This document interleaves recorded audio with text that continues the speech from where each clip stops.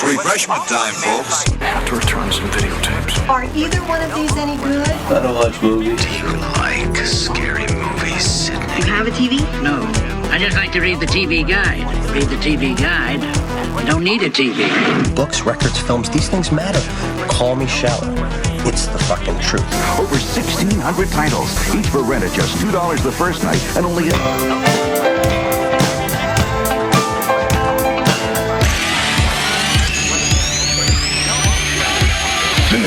I don't watch TV. Yeah, but you are aware that there's an invention called television, and on this invention they show shows, right? Tonight on 6 Ed World. Okay, I want channels 18, 24, 63, 109, 87, and the Weather Channel. Welcome to the Frog Brothers podcast with your hosts, Justin and Alec. All right, thanks for joining us on episode 2 of the Frog Brothers podcast, everyone. Special thanks to you guys out there who listened to last week's episode, which was our first episode, and to those of you who followed us on Facebook, YouTube, Twitter, and Instagram, and all that stuff. We're now available on Apple Podcasts, Spotify, Twitter, YouTube. We're going to do extra content for YouTube, so be sure to subscribe to that. How you going? Yeah, thanks for checking us out last week. We appreciate it. So, how's your week been going? Oh, it's not too bad. It's a lot of the same old quarantine nonsense. Plenty of time to watch movies, plenty of time to catch up on TV, do boring stuff like yard work and clean. How about you?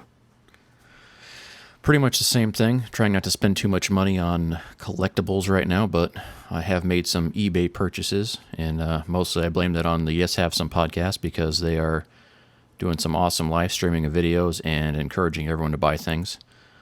I started getting an essential collection for VHS tapes, so I picked up Jurassic Park, Top Gun, and the Back to the Future trilogy on VHS.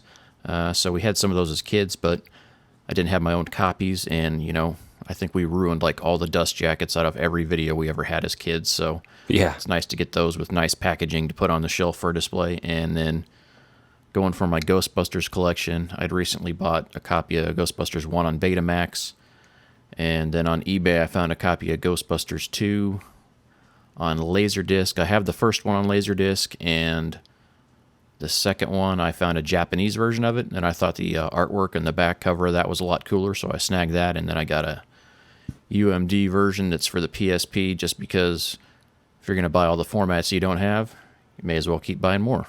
Right. Yeah, I was on the Yes Have Some eBay live stream the other night and was just spending the whole time lusting after stuff I can't afford, since I got a job right as this quarantine stuff was all happening, and then they rescinded the offer almost immediately, so I'm still just broke living and lusting after things, but it's probably better off that way for now. Yeah, I definitely understand that. There's a lot of people out there struggling, so we feel for everybody out there that's not being taken care of or going through tough times, so keep your heads up. We'll get through this eventually. Yep. If you're looking for a fun video to watch, if you saw Tiger King, which we roasted a little bit last week, the Yes Have Some podcast made a most amazing video called I Saw Slimer instead of I Saw Tiger, and it's pretty glorious. If you haven't watched it, check it out. Yeah, I actually just watched it about an hour ago, and I shared it. Thing's hilarious. Oh, a few other things I got in the mail this week. I got my Spider-Man from the 90s cartoon. That figure came in the mail. My Jurassic Park Dilophosaurus came in the mail. And then still waiting on a few other things to get shipped and get sent. So always nice to look forward to have some new goodies in the mailbox to open up and check out and keep you entertained during this quarantine. Oh, for sure.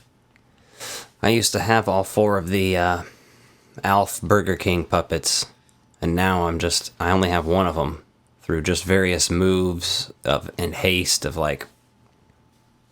being depressed and not packing things right and just going through hard times. But I have one of them left, and I just need 3 of the other ones, and then I'm going to start just collecting the shit out of Alf stuff. Yeah, Alf's pretty awesome. That's some classic stuff right there. Alf doesn't get enough love. That's a series they need to bring back, but I don't know if you can do that without Willie, so kind of conflicted on that. Right. I'd like to see a continuation of it, though. Have it be the same family, one of the kids has Alf hanging out with them now. That'd be kind of entertaining. Yeah, for sure. I mean, Paul Fusco, who, voiced Alf and helped create the show, he would totally be down to do it. He's always down to do Alf anytime he can, so. Yeah, and I don't even know if I'd want a series. Like, just give me a really, really awesome Alf movie. Yeah, let's give us still got to be a puppet. Yeah, good Netflix movie with the puppet Alf, Paul Fusco back, bring in a couple other actually funny people from these days, not just like, because I don't know, maybe they could have been on TV, but like Project Alf, you watch that and all these extra, I couldn't name almost one actor. I think Martin Sheen is the only nameable actor in it, which is a very high profile actor, and what the fuck does he do in Project Alf playing a general, and then there's nobody else recognizable but Alf. He probably owed a producer a favor. Yeah, it's pretty ridiculous. So let's get moving on to episode by episode. We now return to the real Ghostbusters. Diane, 11:30 a.m., February 24th. Entering the town of Twin Peaks. Pretty good. Bill Murray's the funniest man on the planet. Episode by episode. All right, so we're talking Extreme Ghostbusters, Episode 2, Darkness at Noon, Part 2. Part 2? Yeah, Part 2. Yeah, listen to me there. I know exactly what I'm talking about. No, so Episode 2 starts out with a kind of a bit of a cold open where it just kind of recaps a little bit of the Episode 1 stuff, just to bring you up to speed there. Yeah. So some of the things I thought were interesting. The equipment's falling apart. It's in bad shape. And they're kind of talking about everything. Because where the Episode 1 left off, Episode 2 picks up, and they're trying to figure out what their game plan is to go out and handle all this stuff. Yeah. It was cool to see the packs animated in that style, because they definitely resemble the real Ghostbusters packs, but they don't look exactly like them. They look more like them when they bring them back in the saddle. Yeah, so they showed they're very similar. Like the PKE meter looked pretty good, but the packs itself, I did notice a few errors in there. There's like one time where they show the tip of one of the throwers, and instead of being the full pointed tip, it's like kind of got a cut-off tip that's recessed. So I thought that was kind of a strange thing there on that. And then in other scenes it wasn't. So it was just like somebody was animating it, and they're like, whatever, just leave it. Yeah, it was kind of interesting and weird. Still cool, but one of the scary things I remember from this episode as a kid, watching it again, was the blind guy on the bus. How they're able to, like, show you that. And I would always get in my head as a kid watching something like that and immediately think, man, it would really fucking suck to be blind, and really suck in this situation to be blind. That's terrifying. Yeah, but I guess if you are blind, hopefully you don't really know it or know the difference, right? If you're born that way, I guess if you lost your sight, that would be a lot harder to handle emotionally. Yeah, I'm sure. We all got our fears. We all got our fears in life. But that's another Extreme Ghostbusters episode, so we'll get to that one later. I was really noticing the score in this episode, and I was thinking about just how good the score is in general. The real Ghostbusters score was always good as well. But yeah, I took some notes on that as well.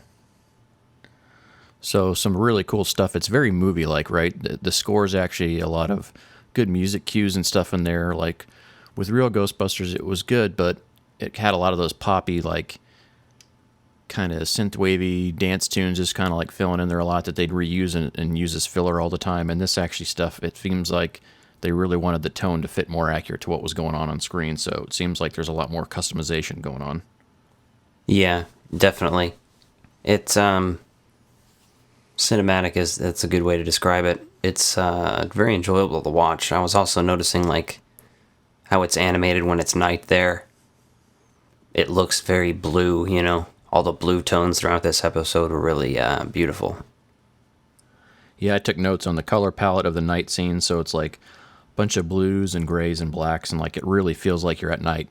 Right. Which also makes it really cool when they're firing the proton streams at the end, because, you know, once they update the packs, the streams are different colors, so those bright greens and pinks and stuff like really pop when they're having all that dark background going on. It's really funny one of the funny lines of the show is when Egon says that Akira needs a host, and Eduardo's like, what, like Alex Trebek?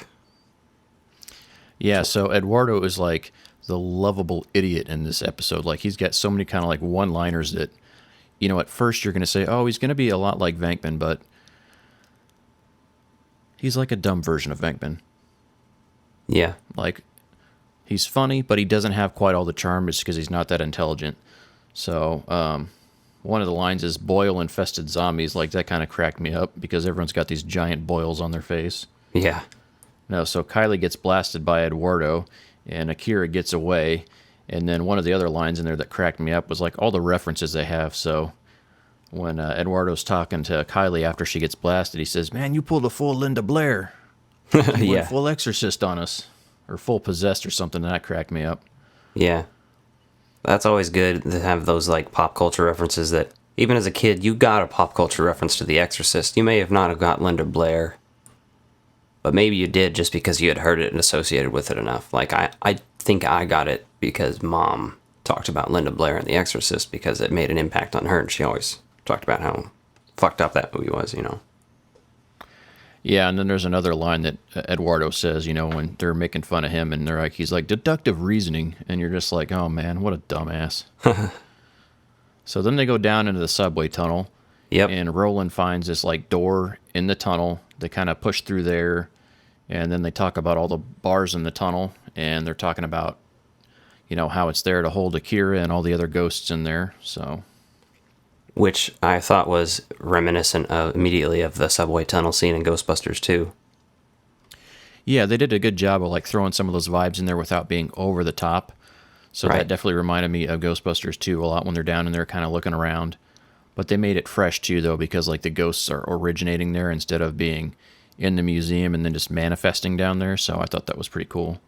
Yeah. And then Egon says that Akira is a highly evolved ghost, and you know, Janine starts taking phone calls back in the firehouse, and she's like, Egon Spengler's residence, and does that a few times, and then finally she answers the phone, and she says, Ghostbusters, I think we're back. Yeah. And then jumps into, like, that they've had 50 calls immediately, so then you almost get, like, kind of a mini montage scene of them, like, doing all the gear upgrades, right? So you kind of see them going through, making the pack upgrades and changes. Yeah. Some of that stuff that's in the intro.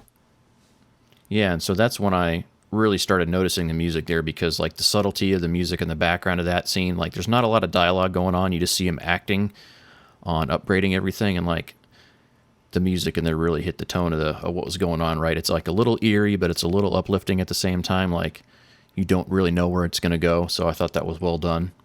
Yeah. And this episode's interesting too, because it develops that first sign of flirting between Eduardo and Kylie again, when she's totally flirting with him as the ghost, and it's Akira, because, you know, she can tell or whatever and knows that Eduardo's into her, and kind of uses that to manipulate him. And then, you know, he makes a crack about it later, and she jokes about it back, like she remembers what he was saying, but she's ignoring it. Oh yeah, he asked her, he's like, I mean, it's almost like Quentin Tarantino vibes. Like, did you mean what you said back there? Did you mean that's what I you was said thinking back when I heard that line. And I was like, do you remember what you said back there? And she goes, no. Kind of has like a coy look on her face. And then she says, but I could put on a couple of pounds. And then like you see just Eduardo's reaction, like, so apparently you do know what I was talking about? Hey, Eduardo, would you do me a favor? Yeah. So then after they get all that gear done, they go out to the Brooklyn Bridge. So they kind of like have a nice big open space with that nighttime scene. And Akira's up there and spews fire when they try to blast her and burns the Ecto-1 up, and they all kind of like dive and have to like think on their feet, which is almost anticlimactic because, right, they're just trying to get through the episode at this point, it feels like. Yeah. And you see her call all of her little ghost children, you know, and everyone's zits pop and little ghosts fly out, and they're kind of fighting and attacking that. Yeah. So they get through, and then they wind up trapping her. So, and then after that, you kind of see everyone kind of clears up. They show a couple of people around town. Then you see Egon show up. And then the funniest thing is, right, they did a good job of like continuing on what happened earlier. Like a lot of shows would have a continuity error like right here, and they'd come back in the Ecto, but you know, they either walked back or picked up a taxi, and rode back that way because they just come walking through the double doors of the firehouse when it's all said and done. Yeah. So, and then of course, they got to do like some cheesy throwbacks, right? Because this is a kid show, right? And so Garrett quotes Vank when he says, "We came, we saw, we kicked ghost butt." And he's like, the thing I love about his character is like his enthusiasm, right? You always feel like he's just excited about everything and proud and stuff, and right. They did a great job with his character because he's very uplifting, even though he's the guy in a wheelchair character.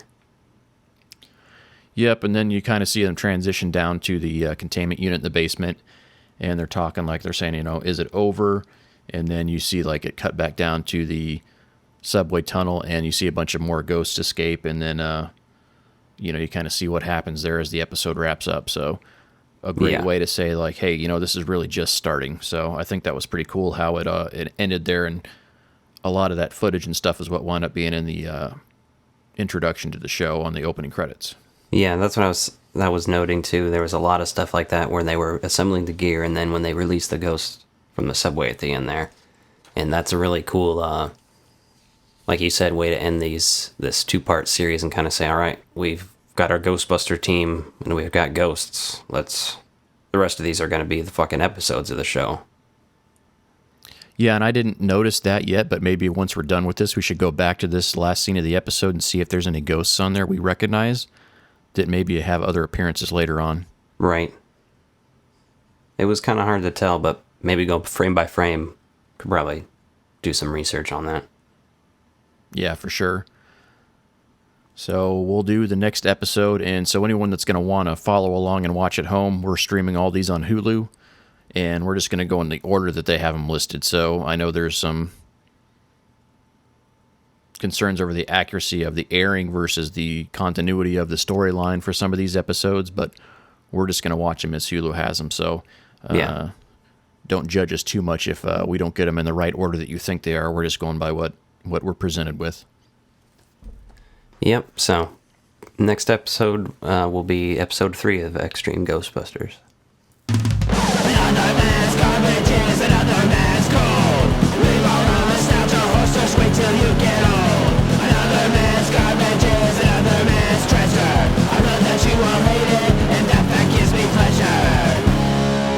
Another man's garbage. It's another man's garbage. All right, garbage. So this week let's talk about ratings. Tell me about the ratings before you tell me about the movie. Tell you about the ratings. Tell you about the ratings. 4% critic score on Rotten Tomatoes. This is truly another man's garbage. Every man's garbage, practically, except me and you. Maybe a few other people. Hopefully you listening to this. But, if not, fight me. This is almost as bad as the E.T. game for Atari was. I'm surprised there's not a landfill somewhere with all the copies of this on VHS and DVD stuffed away, covered up to be forgotten. Yes. Reviews of this movie are often confused with newspaper clippings from 9/11. It's that bad. It has a 51% viewer score. Surprising, actually. So that means only 49% of people that have seen this were able to recognize that this is a dumpster fire of shitty entertainment. And let's get into the breakdown, man. What do you think of the movie Biodome? Biodome, released January 12th, 1996. Stars obviously Pauly Shore, Stephen Baldwin. We got a couple other people in there, namely William Atherton and Joey Lauren Adams. A couple other random ones we'll talk about later, but it was directed by Jason Blum, who I looked up and didn't find much information on, except that he had directed Biodome and a few other small things that I had not even fucking heard of. And it wasn't like I hadn't heard of them because they were just movies from the 90s I hadn't heard of. They were really obscure random shit, so nothing really too much worth talking about there, but...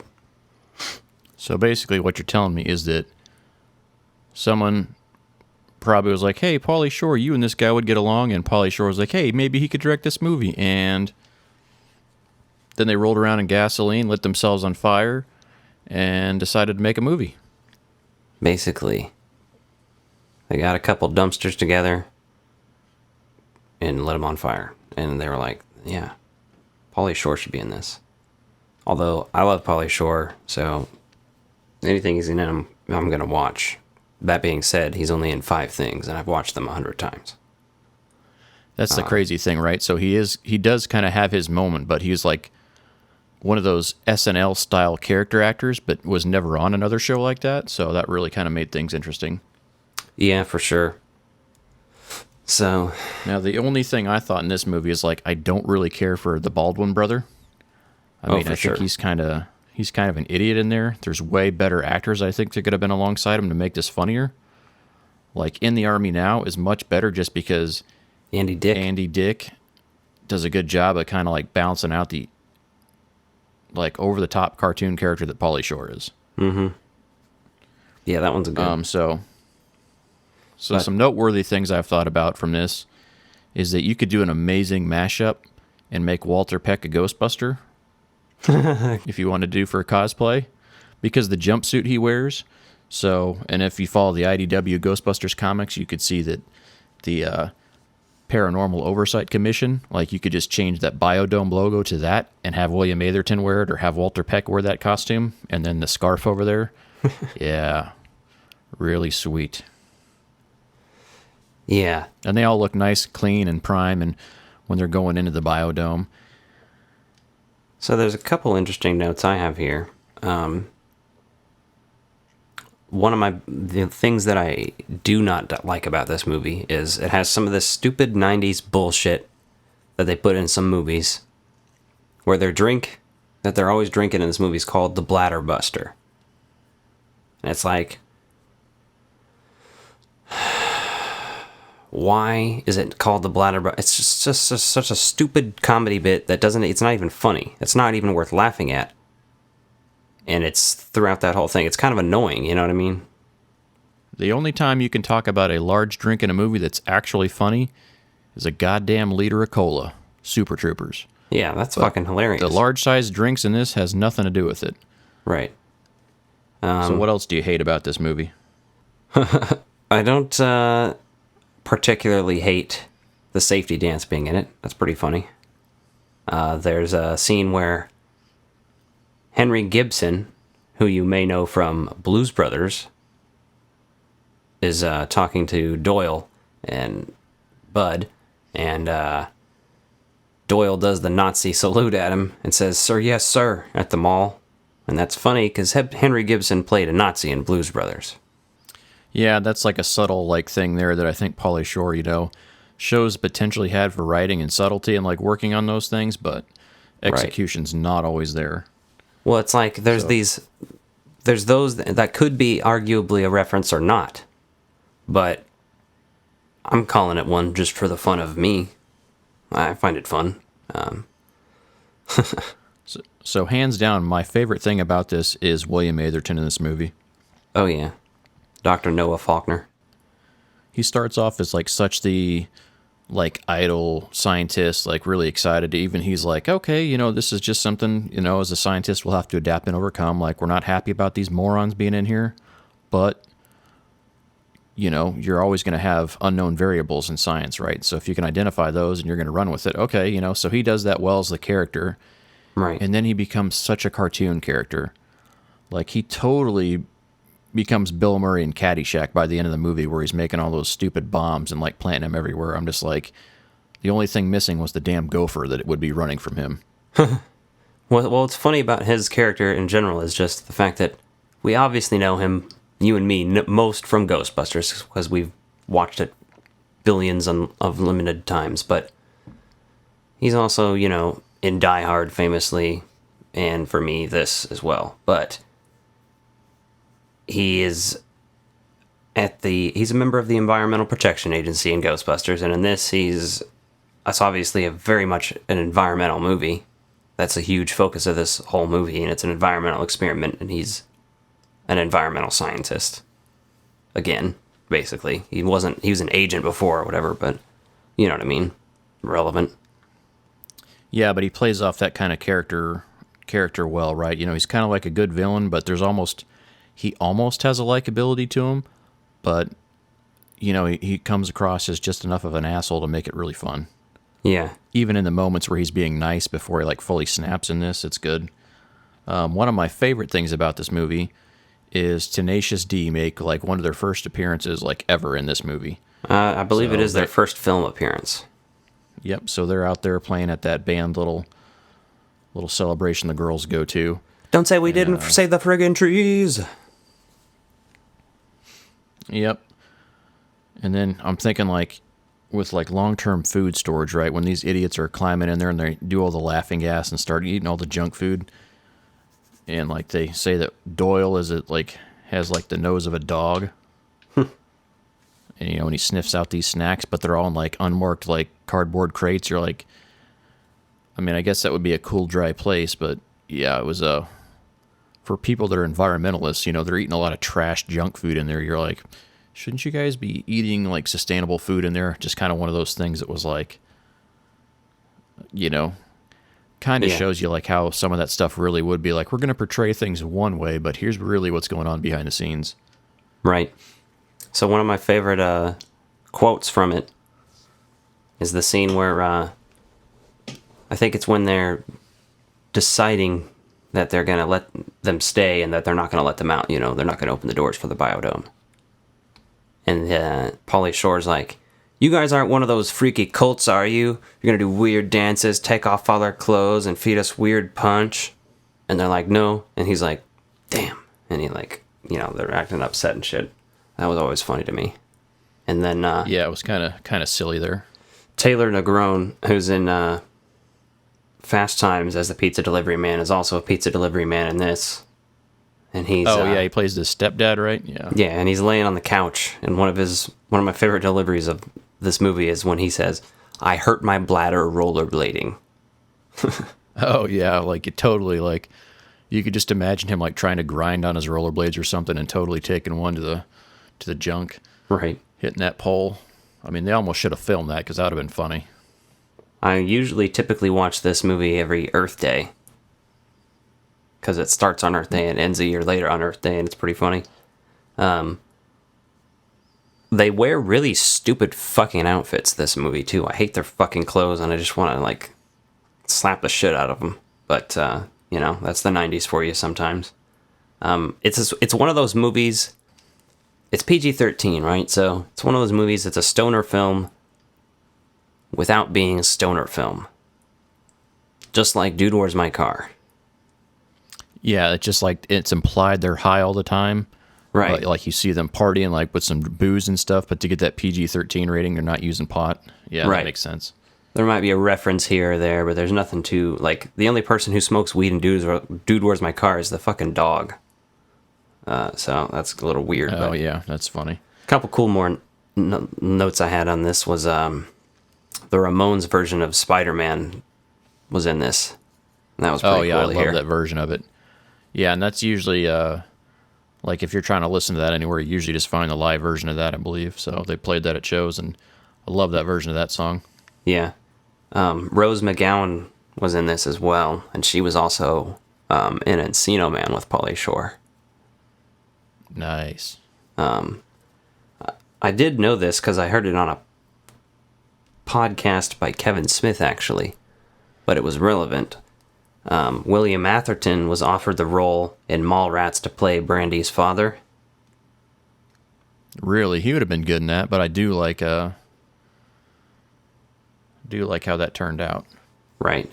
He declined because he didn't want to do an extremely low bar film. And then Kevin Smith is like, and then he goes and does fucking Biodome? Oh, yeah. He must have talked about that recently, because I recall hearing him talk about that. That's cracking me up.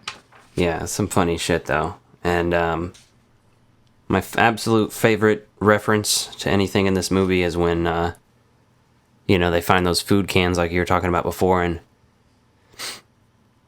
they're like, is that laughing gas?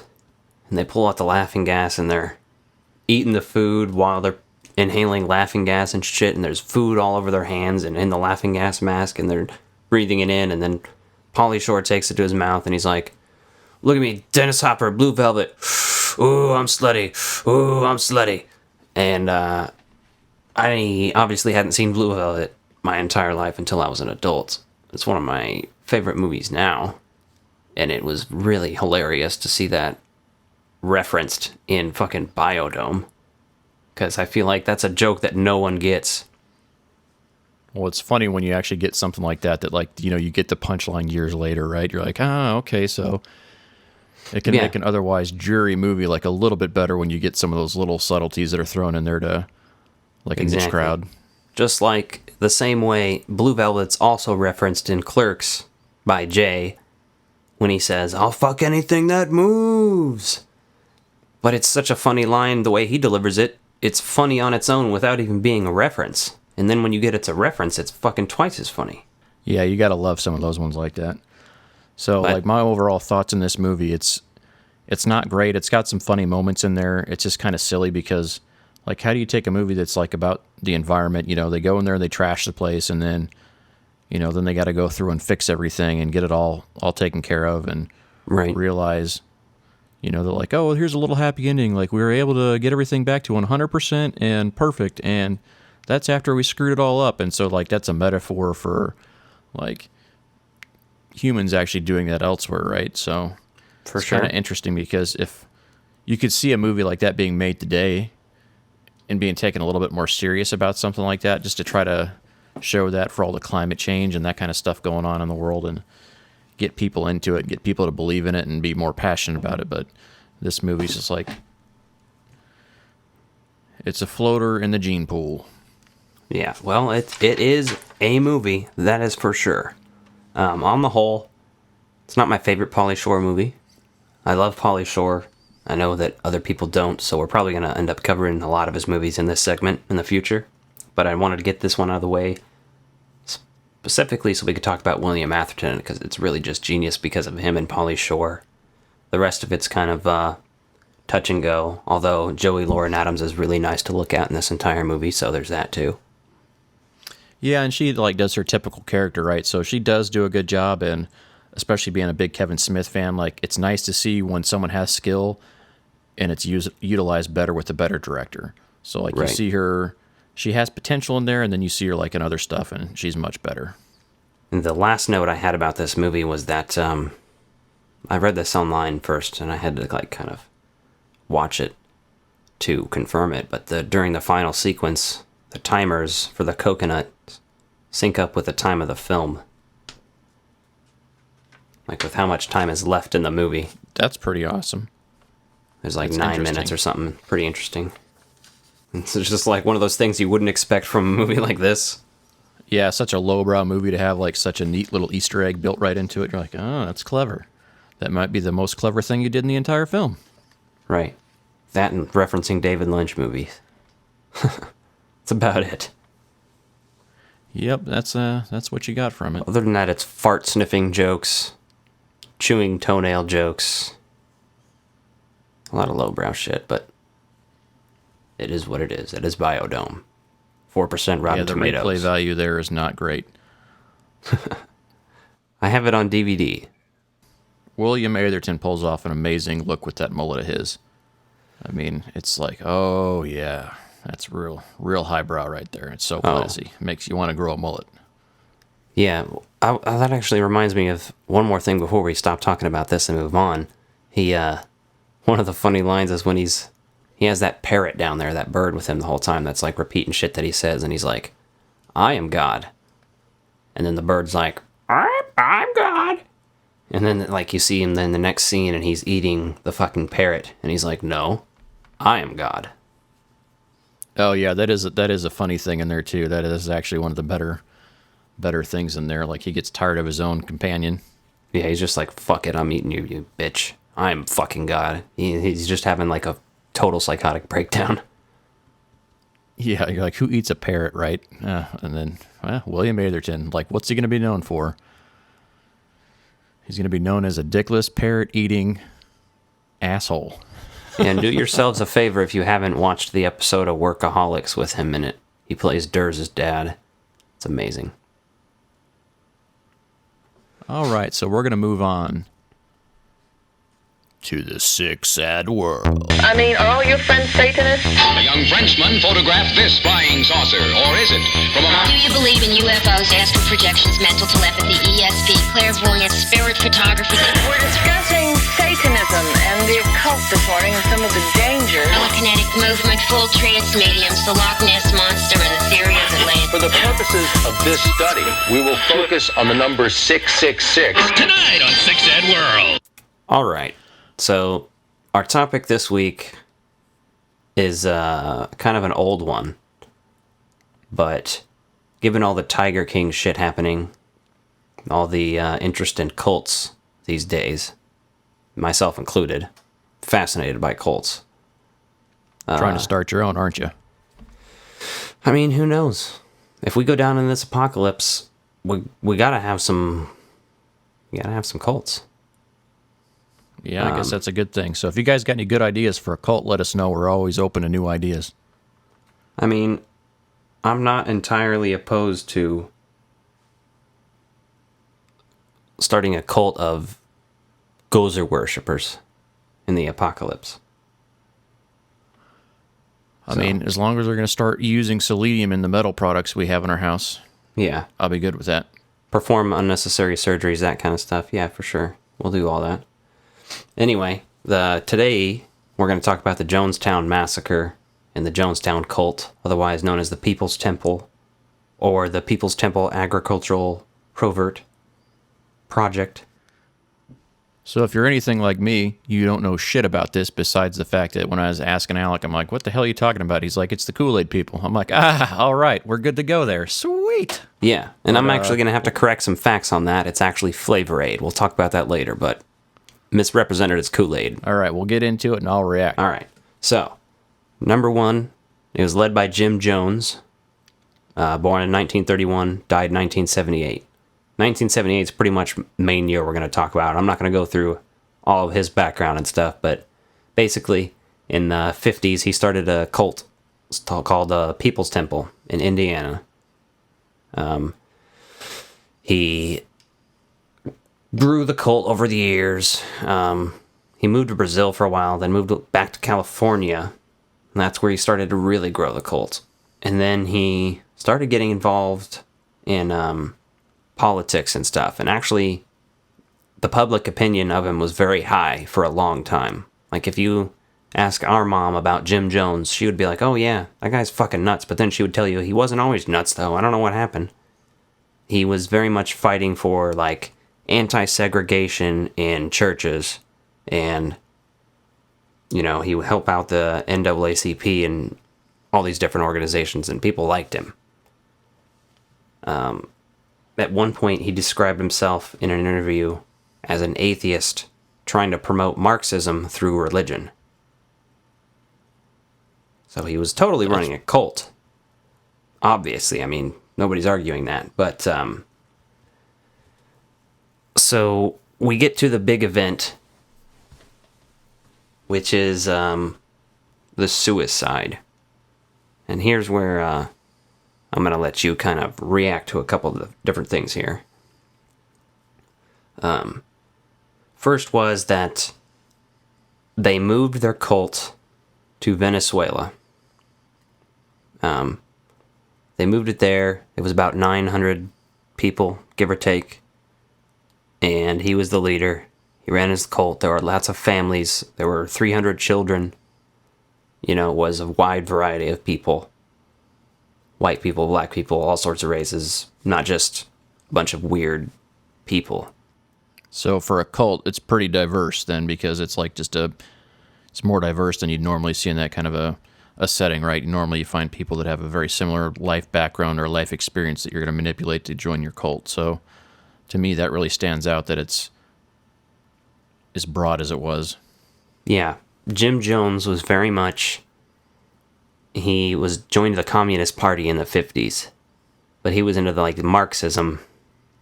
He talked about socialism and stuff, but it was obviously Marxism that he was really into. And communism. State-led and all sorts of weird stuff like that. But, so why'd they make that move to Venezuela? I'm pretty sure it's political reasons, to avoid political persecution and appearance, and to be able to hide and do whatever they wanted to be able to manipulate these people and shit. Because so were they already taking a lot of heat in the United States by then, and a lot of people speaking out against them, or had people left the cult and ratted on them, or what? Yeah, they were starting to turn on them for sure. There's a congressman I'll tell you about in a minute named Leo Ryan who really did not like them. He went with some NBC reporters and a couple other journalists to investigate human rights issues there in November of 1978. So he went to Venezuela to investigate that then? Yeah. They took a helicopter down there, I think, or a plane. I'm not sure what I was reading there. They went down to Venezuela, got off the plane. That was Congressman Leo Ryan, who I was telling you before was there. And one of the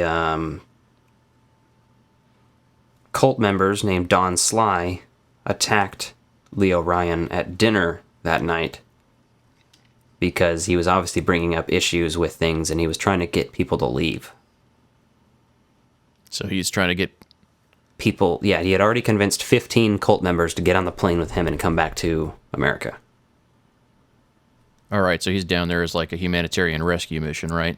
Pretty much. He has reporters with him and everything. So he's down there. He's convinced 15 people, and he's attacked at dinner.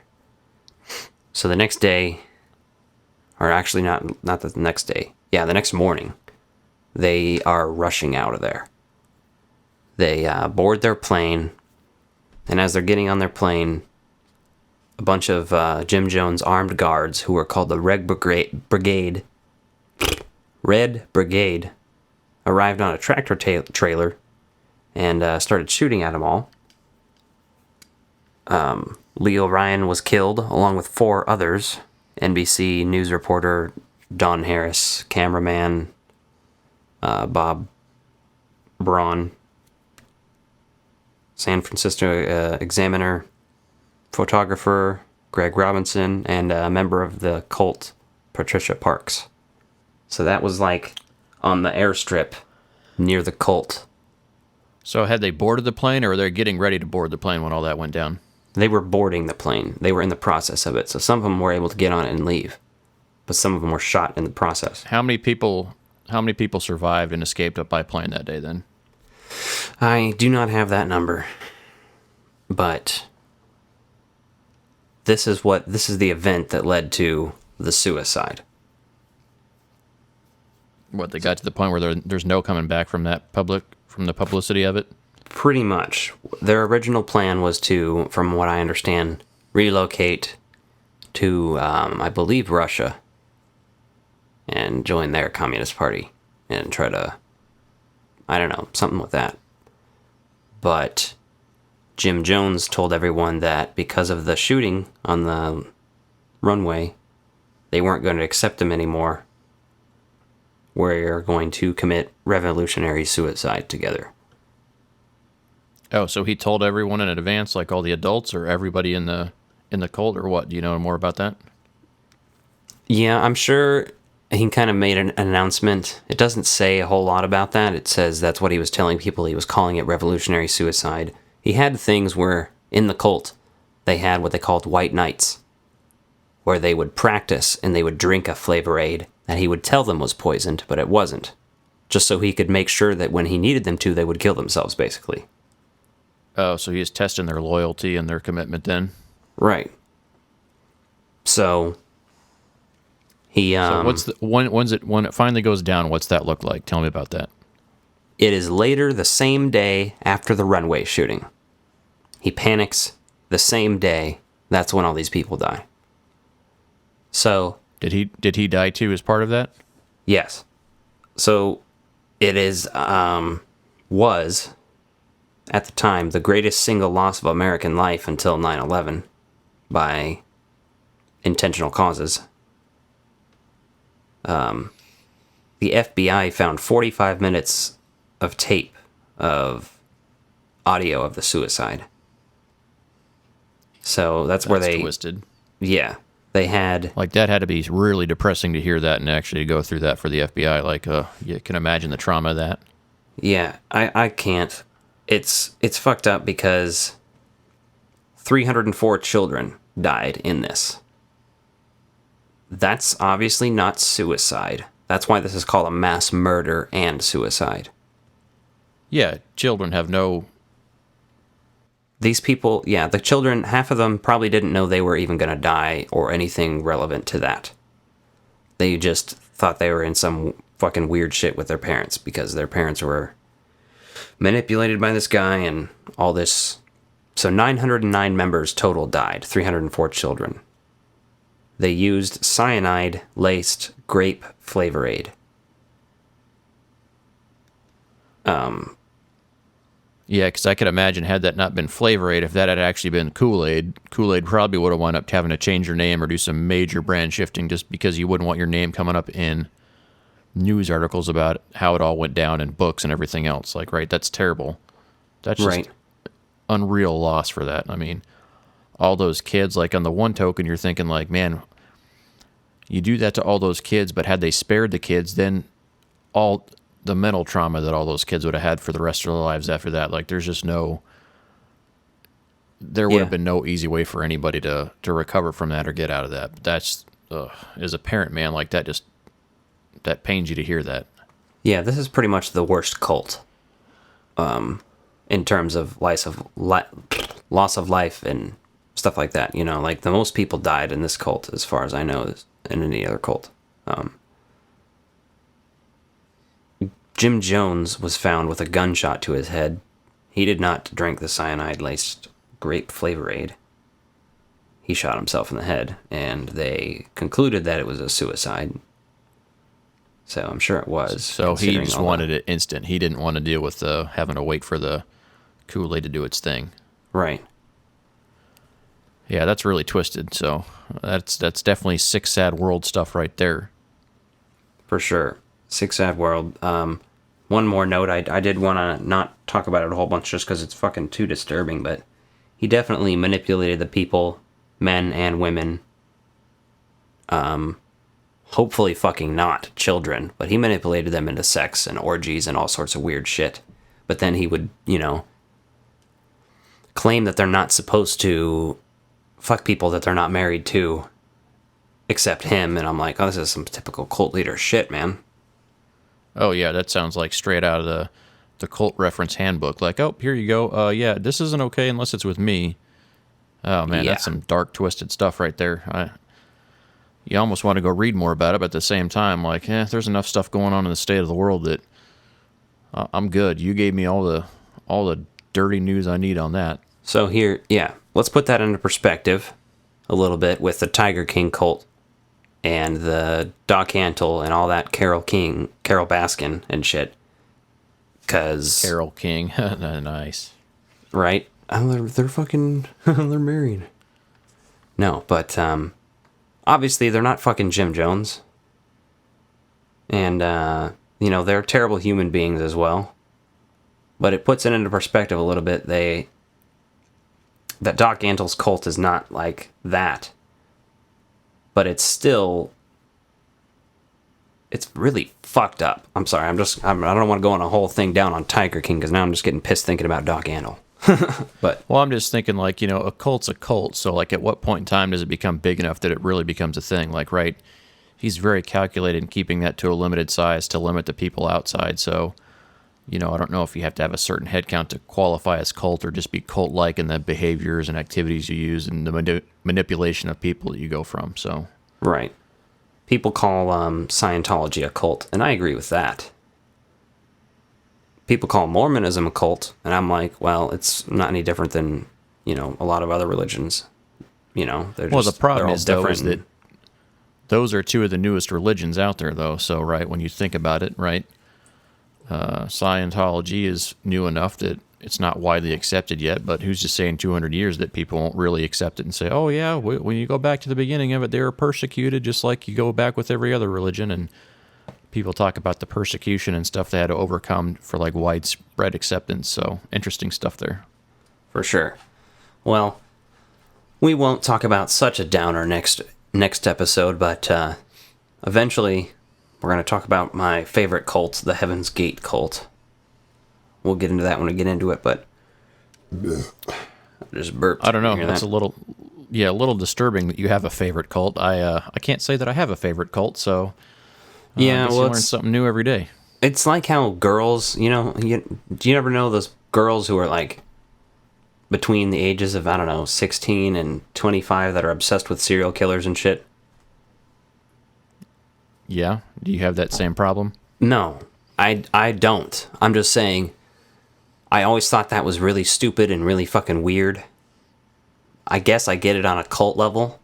I just never liked thinking about all that really fucked up death and sexual violence and shit that stuff has. And yet, here we are with a segment called Six Sad World, so clearly it fascinates you. Yes, I'm not saying that I'm not part of the Six Sad World. I'm definitely living in it, bud. This is true. So, anyway, on that note, normally we'd have a few topics there, but I think that one's pretty in-depth, and I don't really want to talk about anything else more depressing than that. Like, I'm trying to enjoy my evening here, so let's move on to something more fun. Top five.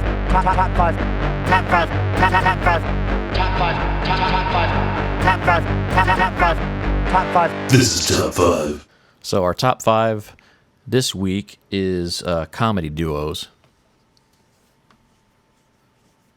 So we're all going to go down our list. We're going to start with number 5, work our way up to number 1, talk about our favorite comedy duos, what makes them that way, and we'll kind of go from there.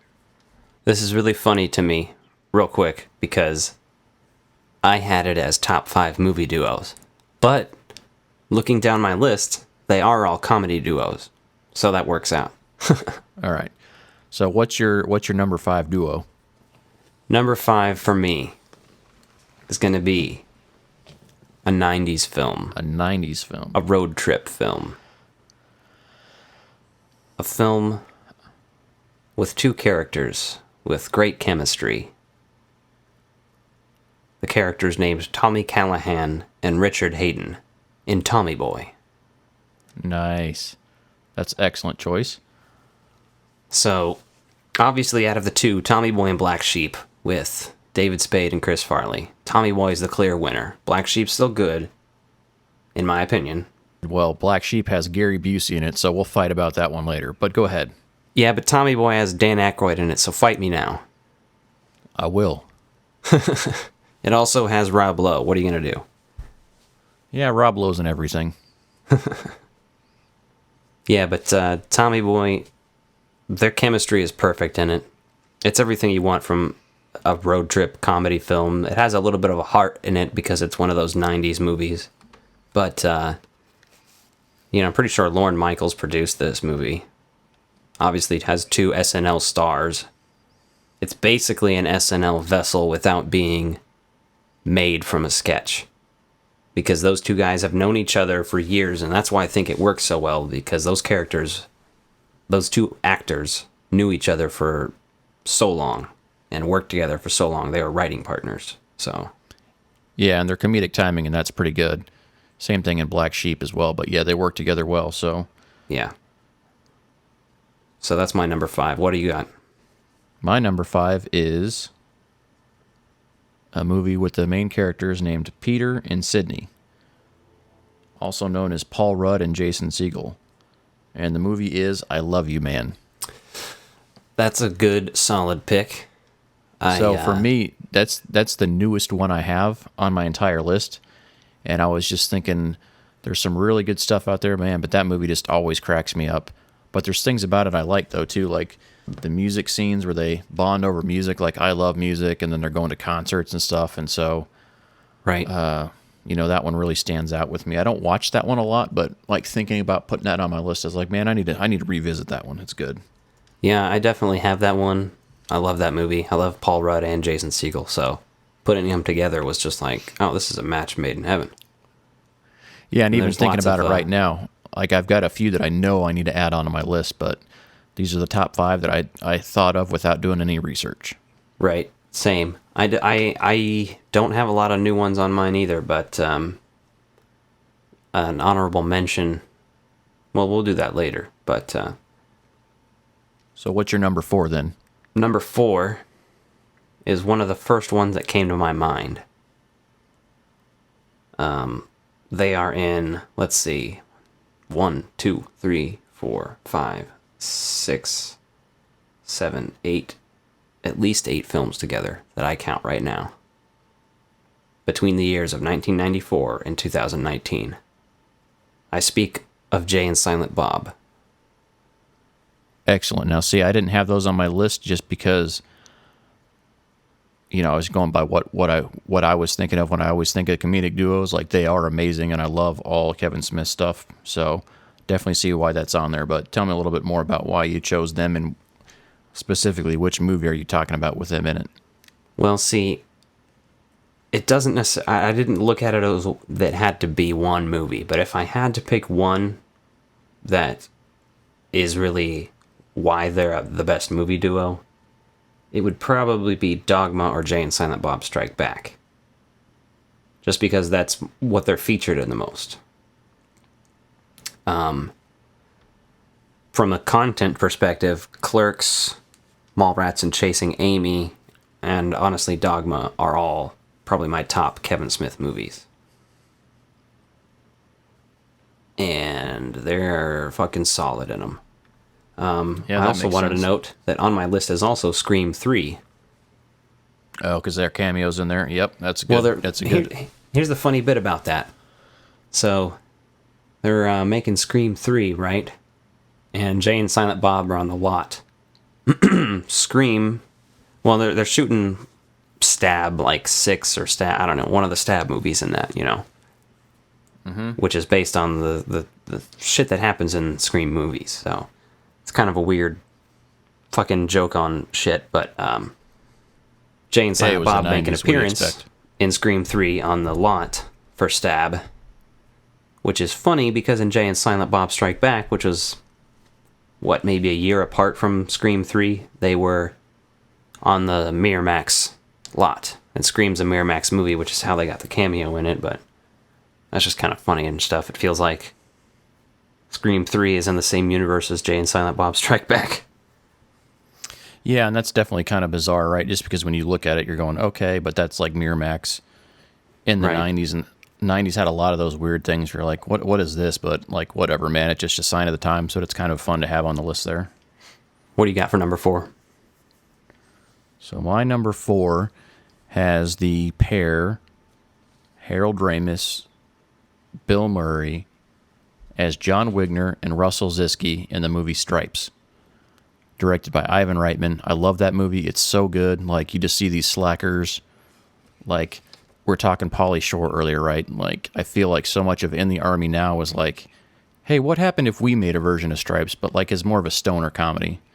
Right. So the other thing about Stripes that's really cool is that was originally going to be a Cheech and Chong vessel, and through just a number of changes and things going on in the world, like, it wound up getting in Ivan's hands. And to me, it just goes to show how good Harold Ramis is as an actor. He didn't have a crazy amount of starting roles, but he plays the straight man so well opposite of Bill Murray that you could see, like, oh man, no wonder they called him for writing Ghostbusters once they knew Bill Murray was going to be in it, right? It was like, oh yeah, there we go. Yeah, Stripes should be more celebrated than it is among people who aren't just Bill Murray fans, but it's really good. Him and Harold Ramis in it, yeah, that's a good pick. Good, solid. And the drill sergeant in there, man, like, I can't even remember his name off the top of my head, but he does such a good job, like, playing such the butthead. Kind of has that, almost has like some Full Metal Jacket vibes as kind of being the butthead, because even like later on, when he comes back and is dealing with them, like, he's still kind of a butthead. So he never stops being a D-bag in the whole movie. Yeah, without a doubt. Those two are so funny in there. Honorable mention for that, Stripes. John Candy's in there, and he's hilarious too. Oh, yep. And so a funny thing, like, Guardians of the Galaxy is one of my favorite movies, right? So you notice, like, when songs are reused throughout there. So during the mud wrestling scene, I think they have the Rubber Band Man song playing that plays, it's the only actual song. It's not a score in Infinity Wars when the Guardians of the Galaxy appear. Oh, yeah. The score for Stripes is really good too, actually. Oh, it's very iconic, yeah. Like, I love some of those 80s scores because they're, like, so well done. Like, you just hear it and you're like, oh, yeah, you know exactly what's going on. Like, some newer ones aren't quite the same way. Like, a lot of new comedies don't have scores so much anymore as they do a lot of just pop music and stuff. Yep. And so one of my favorites, it's still doing a lot of stuff, is Alan Silvestri. Obviously, he did Back to the Future and a number of other things, but, you know, I love hearing his stuff in newer movies as well. Yeah. But what's your number 3? Number 3. This is one that I was, like, thinking Justin might put this on his list. It's very possible that this one is your number 3 or number 2. If I had to guess. This pair is in 2 films. And they are inseparable. I can't pick my favorite out of the 2. They're both really good. From the years 1992 and 93. I speak of Wayne Campbell and Garth Algar. Oh, you like that. I did that Ghostbusters mashup.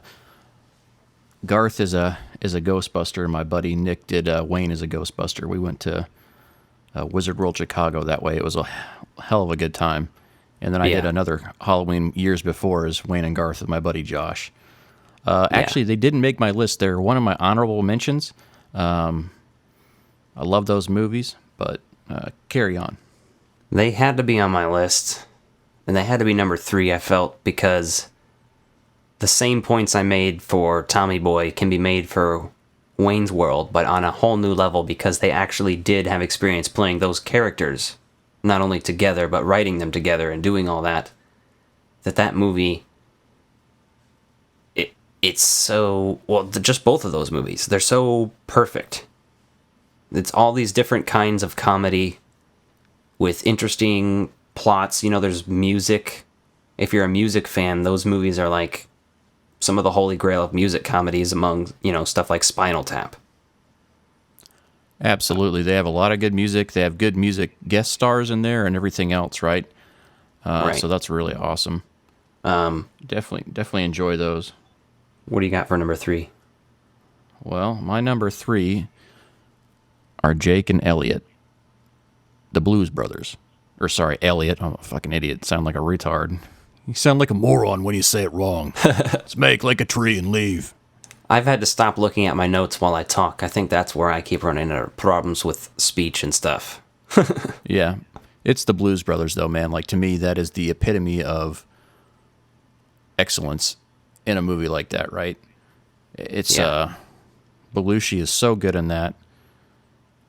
Dan Aykroyd does a great Elwood, where he's just like the kind of quiet guy, straight-faced.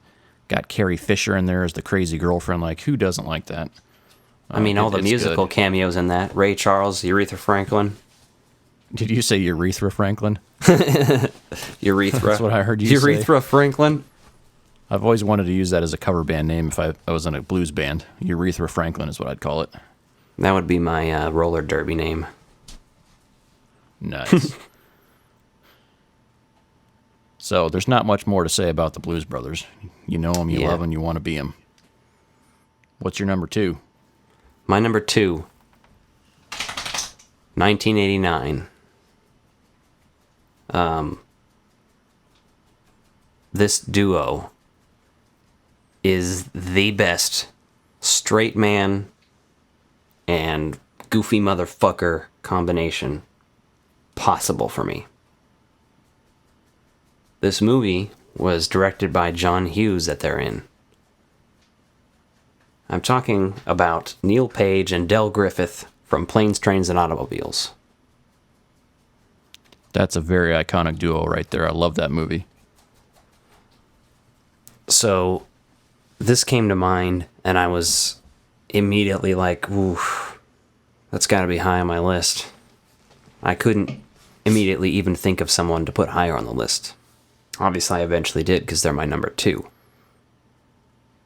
But 3 coins in a fountain, each one seeking happiness. It's such a good movie. They're bicker back and forth. and just all the scenes with them together, which is most of that movie, obviously, is just gold after gold.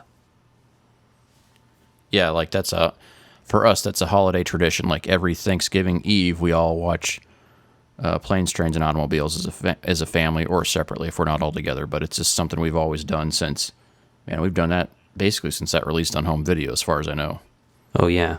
I still have that on VHS, the one that we watched as kids. We had that as a VHS copy as kids, and we recorded it from TV where they had an alternate scene there where on the airplane there's a brownie scene, like where they get hair all over the brownie, and it's like kind of gross, and they have that as one of the extras on the home video release on the Blu-ray and the DVD, I believe. And it's funny, every time we watched it, our mom would bring it up. Oh, they don't have the airplane scene in here where they eat the brownie. And you're having to explain to your mom that you're like, hey, they do TV edits in movies. They don't really do that anymore. They usually just edit content out. They don't replace it with anything. But that's one thing I miss about the old days, the good old days, is the movies had stuff replaced in there to kind of fill timing slots, to take out some of the more vulgar stuff, to make it more family friendly. And so I wish they did that more often. Now, there's also rumors that they shot probably 3.5 to 4 hours worth of content for this movie. Yeah. Of like additional stuff between the Planes, Trains, and Automobiles. Like I've heard that a lot of the stuff on the train was basically cut, right? The train scene's very short, but I've heard there's a lot of additional stuff on there. But with John Hughes no longer being with us, my hopes of a extended director's cut of that movie are just a pipe dream. Yeah. What's your number 2? My number 2 is Alex Winter and his good old buddy old pal. You might know him from movies such as The Matrix, Speed, about a million other things. Point Break. John Wick series. Good old Keanu Reeves. And I'm talking about none other than Bill and Ted. Now, here's the thing. So when we talked, Bill and Ted and Wayne and Garth for me were very close to being in the same spot on the list. I chose Bill and Ted just because, to me, like, they're just so much more absurd that, like, I can watch Wayne's World anytime it's on, but, like, Bill and Ted is so silly and goofy that, like, I have to be in a mood for those, but when I watch them, like, they just crack me up. Evil robot usses. Yeah. And then Station. Like, what's not to like about all that stuff, right? I'm just going to say that I lived near the Circle K from the first film. I was like 3 miles from it and would go there all the time. Nice. And how come you don't have any profile photos in front of it, you jerk? I have one. I don't have a profile picture, but I have a picture of me in front of it. You jerk. So what's your number 1? Number 1 duo. Number 1, I have a feeling could be your number 1. This film, or should I say, film trilogy from 1985, 1989, and 1990. I speak, of course, of Mark. Mark. I was going to record a podcast, but then I got high. No, Doc and Marty. Rick and Morty? Actually, I considered that at one point, but it's just really too derivative of Doc and Marty to not list Doc and Marty instead. Yeah. They are my number 1, Doc and Marty. No ifs, ands, or buts. No coconuts. All right, why? Back to the Future is one of those kidding. movies. Everyone knows why. It's Back to the Future. We don't need to explain ourselves for that. But go ahead if you want. I was just going to say that it's one of those movies I didn't watch it with you. I discovered Back to the Future on my own on TV on cable one night and was like, what the fuck? This is amazing. And then I brought it up to Mom and she ended up showing me the rest of the movies. And then eventually we went to Universal Studios and I rode the Back to the Future ride when they still had it. Yeah, kiss my ass. I never got to ride that, so screw you. Yeah, but it's still dope. They got it on the Blu-ray. At least the Blu-ray I have has the ride on it, so you can watch it. Yeah, they keep re-releasing that stuff with just extras, and I'm like, oh, you guys are trying to get me to spend more money, and I just haven't done that yet. I need to get that version though. I have the version that has the worst package in history. I even looked it up, and everybody else complains about it. There's YouTube videos on how bad the packaging for the Back to the Future Blu-ray collection I have is. Because the case is so bad that you can't hardly get the discs out without feeling like you're breaking them and shit. It's retarded. Oh, the inside, is it one of those clear plastic hard cases on the inside? Yeah, and the discs are layered on top of each other, and there's like all the edges of the disc are covered. It's fucking stupid. Yeah, I hate it when they do stupid stuff like that. So I always feel like I'm going to break them when I watch it. So fun fact on that. So our father took me to see Back to the Future 2 in theaters. Oh, I'm jealous of that. It was pretty awesome. Up until the very end, when it says to be continued on it, and Dad got up and was like, what the fuck is this shit? He was very mad about it being continued. That's fucking awesome. So I remember that distinctly because it was like, I didn't think it was a big deal to have another movie coming. Like, at least they're just being honest with you, right? It's like when a band's going to do an encore. Like, you know it's going to happen, but when they at least tell you about it, you know what's going on with it. You know, instead of just coming back out later and doing more. And they even gave you a little preview of some of the footage for the new movie. So, oh, for sure. But yeah, I'll remember that till the day I die because like we stood up to walk out of the theater and he was like clearly upset about it. That's amazing. I feel like I have to write that scene into a movie. You should. So I've got a very controversial number one duo. Do you now? Most people are going to look at me and wonder, like, what the hell's wrong with you? Am I? But I hope not. You might. I mean, you can't see me right now. You can only hear me, so you'll probably make a face, and I won't be able to judge the face you make for you judging what I chose as my number one. Harry and Marv from Home Alone 1 and Home Alone 2. All right. Before you say anything, I will just say that I will defend your pick to the death, sir. Go ahead. Well, good. I'm glad we're on the same page. So I find myself quoting these two idiots all the time. It's so easy to use their stupid one-liners in life just to relate to people. Even did it on episode 1, you know, when I said you're sick, Marv. Exactly. And I even did it earlier, and I don't even think you caught it when I called you a jerk. Because the way Joe Pesci says jerk in that movie is amazing. Yeah. And like as an adult, you almost like feel for them because like they're just getting destroyed by this little smartass of a kid in 2 different cities. But you know, they're just so stupid, they're lovable. And yeah, they like steal the show, right? You know, if you didn't have them in there, and I know if you watch the movies that made us on Netflix, you can get a little bit more in depth on there, and they talk about how they built so many of the stuff for the interior shots of that movie on a soundstage or in a high school gym, I believe. Yeah, it's pretty awesome seeing that. Really cool to see what they did with there, and then they almost didn't have the guy that played Marv in it. What was his name? Because he's Daniel also Stern. in the First City Slickers. Yep, that's it. Yeah. So with him, I think he signed up for the movie and then he changed out. But he's way underrated as an actor. But you have somebody like Joe Pesci, and you're just like, what is he gonna do? And then you get him in this funny movie like that, right? Where he's just not playing the same old mobster character. And like, to me, like, that's just amazing that he just is able to go be this bumbling idiot thief. And his lines, the way he talks to Marv all the time.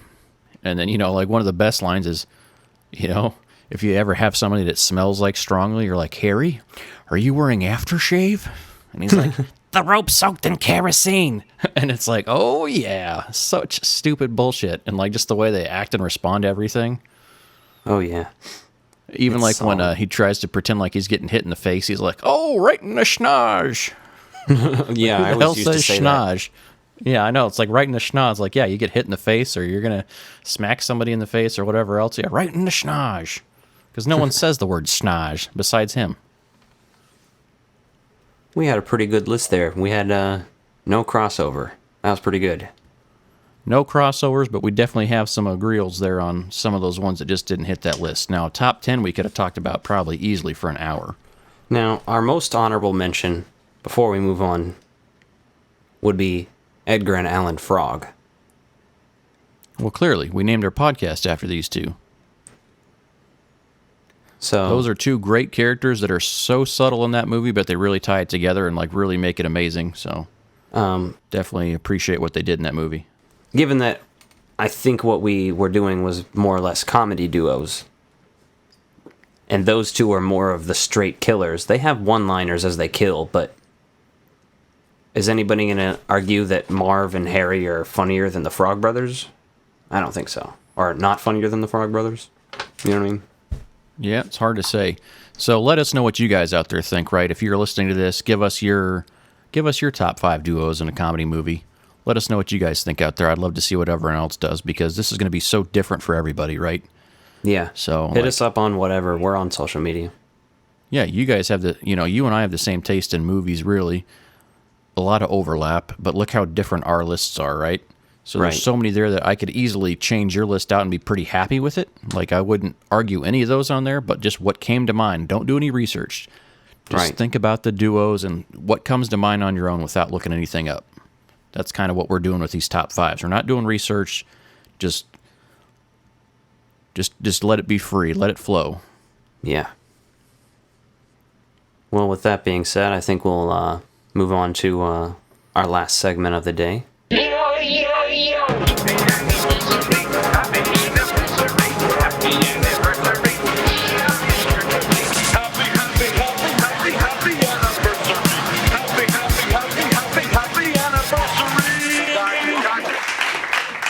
Happy Anniversary is a new segment that Alec came up with and thought we should talk about movies that are at least 15 years older, and we're going to celebrate their release. So Alec chose a movie that has kind of a cult following. It's not really widely loved, but you want to tell us what you chose, and then we can get into it? Yeah, so today is, April 11th or something? As we record this, at least. It's the 12th. So, this anniversary is on Tuesday, the 14th. It's the 20th anniversary from the year 2000. April 14th, 2000, the year American Psycho came out. And American Psycho, a true American classic. It's a fucked up movie, but I will tell you, as someone who's read the book, it could be much fucking worse. Oh, absolutely, yeah. I've got a copy of the book right here in front of me. I haven't read it yet, but it's definitely on my list of things to read. But based on how dark and twisted some of it is, it's like, okay, and you almost need to be in a mood for that. And for me, like, a wintertime is not a good time for me to read a bizarre book like that. I'll do that when it's hot and it's nice and we got good weather going on. Keep me in a good state of mind. I mean, this movie has a lot of sexual violence and violence in general. Possibly hallucinating, just odd, bizarre behavior in general.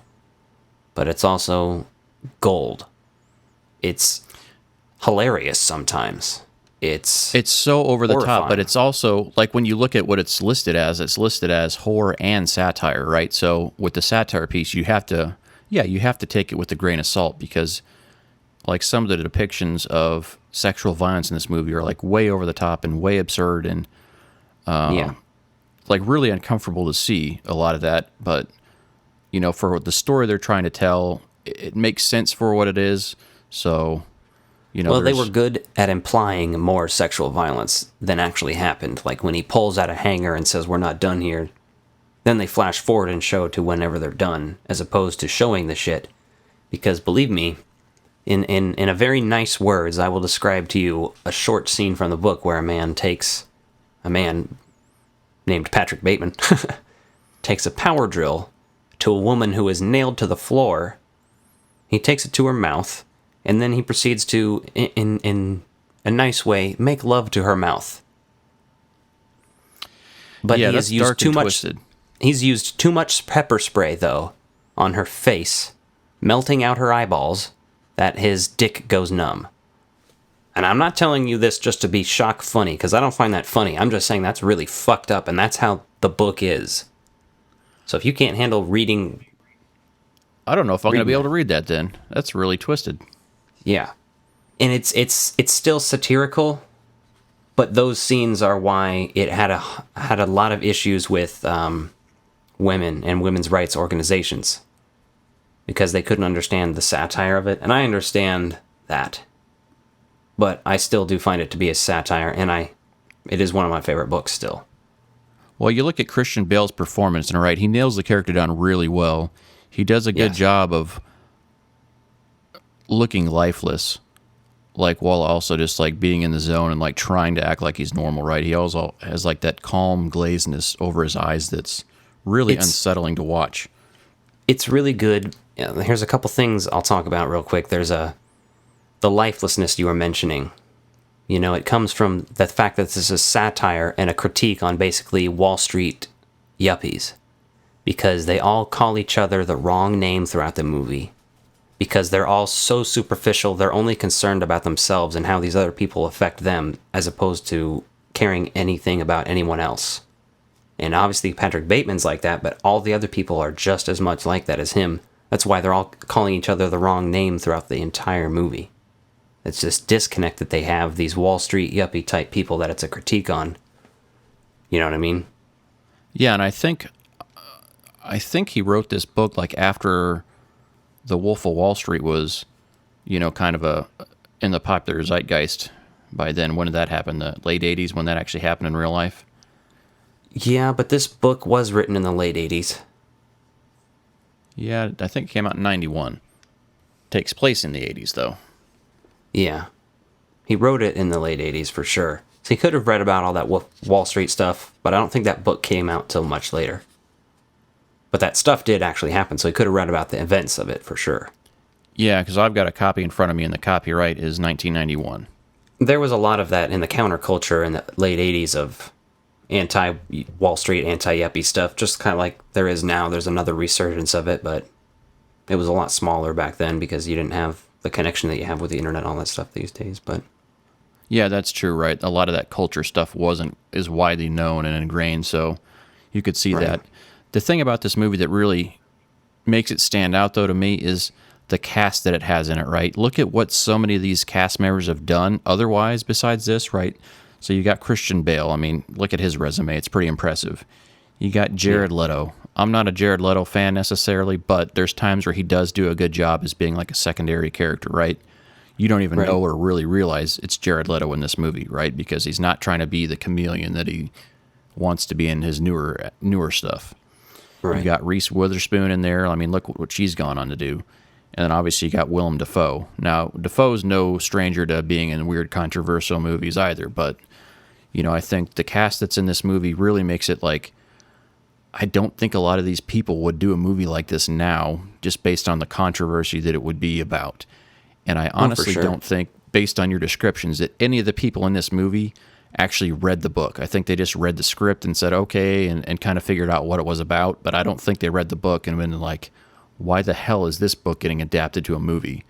It's kind of one of those that, you know, some things are better left as a book, but there's some really good stuff in this movie as well, like Bale's performance, the way he's able to like lash out irrationally like a slasher film almost, while talking about Huey Lewis in the news. Like there's some really, really brilliance in the way he acts, but at the same time, right, it's very unsettling for a lot of the things in that movie. So if you hate this movie, there's a lot of bad sexual violence towards women, and I totally get that.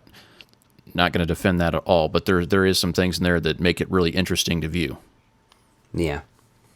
Those are all satirical references to exactly how he is and what his character is, so that's why it has to be exactly what it is, but thankfully it's nowhere near as bad as the book. But the movie is solid and entertaining, and there's things from it. A lot of his monologues and things like that are directly out of the book. Like all of his speeches while he's talking about, you know, do you like Huey Lewis in the news, or Whitney Houston and Phil Collins, Genesis. Those are all special chapters in the book where he stops what he's doing, and the next chapter he literally just talks about Phil Collins to the reader. And so they found a way of putting that into the movie and layering it over him murdering people. which isn't in the book like that. But it fucking is genius and it works so well. Yeah, I was going to say, not having read it, you know, that is interesting concept that those are all separate, right? Because clearly he's very passionate about like the pop culture stuff and the zeitgeist going on at the time. So you see him doing all these things, but you know, that's an interesting fact that those are just written like that in the book. Yeah. I hate to talk about the book so much on the film anniversary, but it's hard not to. Well, you get to that. So I got a few things I want to tie together on this, though, right? So we were talking Scientology earlier, right? So one of the things I read when I was looking up some information on this movie again, because I haven't watched it recently, but I've seen it 3 or 4 times at least, is that Christian Bale based his portrayal of Patrick Bateman on an interview that he saw Tom Cruise do, where he said that Tom Cruise was coming across very happy, excited, but he also just seemed very cold and distant in the eyes.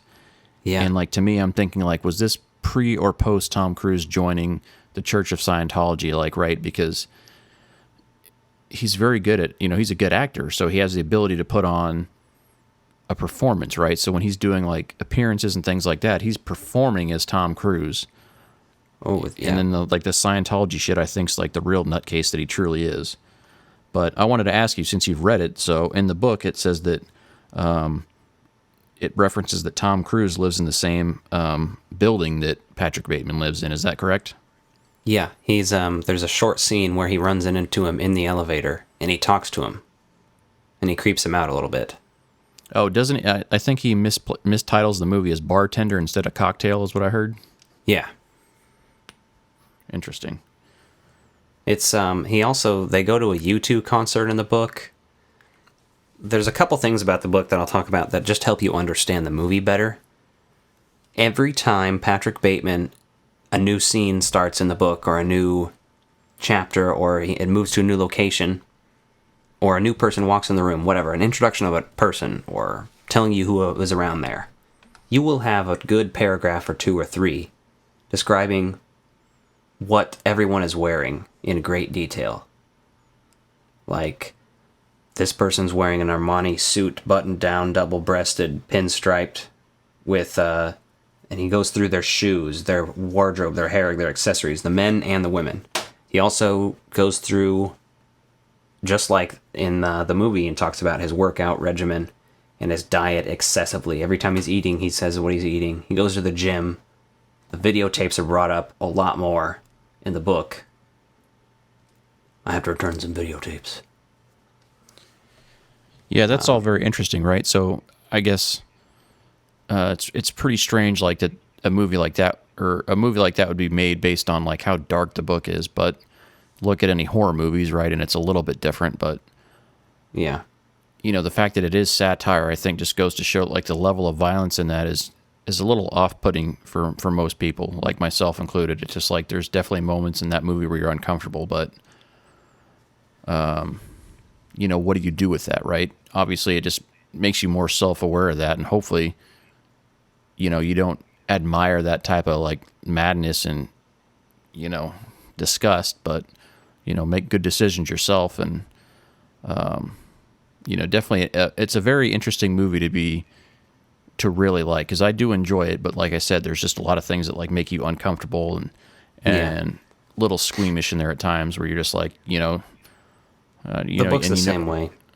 And you just kind of, at least with the movie, though, you can close your eyes and get through it. With the book, I mean, I guess you could skip sections, but how do you know what to skip? Well, that's the thing is, as you're reading it, it's a lot.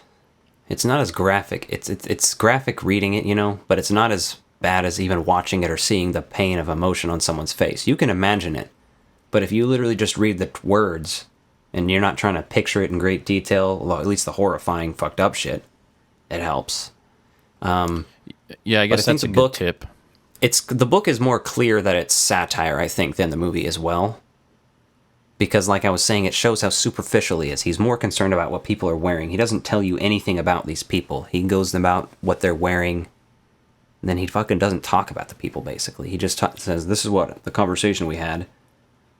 He's talking about his body and his workout, all that crazy shit, just the I get that because there's so much of it. Yeah, that in the book that I haven't seen. Like I get that you're saying there's a lot of the vanity stuff, right? Which you see in the movie, but as always, like with the movie compared to a book, there's going to be additional layering that you got to explain with context. Like with the movie, a lot of that's going to be in there, but you just have to use the visual cues and experience that, right? So when you watch the movie, you can definitely pick up on all the vanity in it, right? So just the way they lust over the business cards and like he becomes like physically ill over seeing someone has a better business card than him. Right. And the way they talk about food and they're going over all these like high-end gourmet meals and like just the utter disgust and like, yeah, you can really get that in there. So if you're not looking for that, it's easy to miss that. But yeah, it's really unsettling with some of that stuff. So you definitely see how it's all based on vanity, wealth, and greed. For a lot disgust. of people, that's just nothing you can relate to. Yeah. Overall, I like the movie. I like the book. Happy anniversary to American Psycho. Yep, let us know what you guys think. Jump on our Facebook, Instagram, Twitter. Let us know. Do you love this movie? Do you hate this movie? Where do you fall on it? Have you read the book? How do you think it compares to the book? We're going to move on and just kind of wrap this thing up here. So it's been definitely a fun episode here. Enjoyed chatting with you, Alec. So, oh yeah, this was a good one. It was good and fun to talk about everything. Remember to check out all of our social media like you mentioned. We also, you can listen to us on YouTube, Spotify, Apple Podcasts, remember. Hit us up, follow us, subscribe. We're on Facebook. We're going to be doing some exclusive stuff for YouTube. We're going to get a Patreon going at some point. And we'll have a couple exclusive videos and podcast episodes. We're thinking about doing some listen-along commentaries where you can listen to us. The first one we're probably going to do is me for the movie Lost Boys, so look out for that. And what do you got? Yeah, I was going to say, just give us feedback. Let you know what you think, what you like about the episode.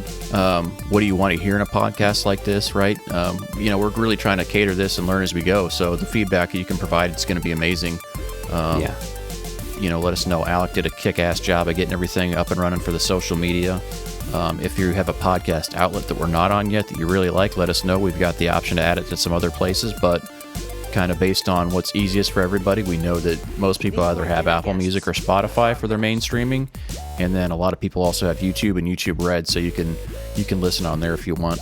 And we're definitely considering doing like once a quarter, doing kind of like a live stream video style podcast with some video on there too, instead of just doing all strictly audio.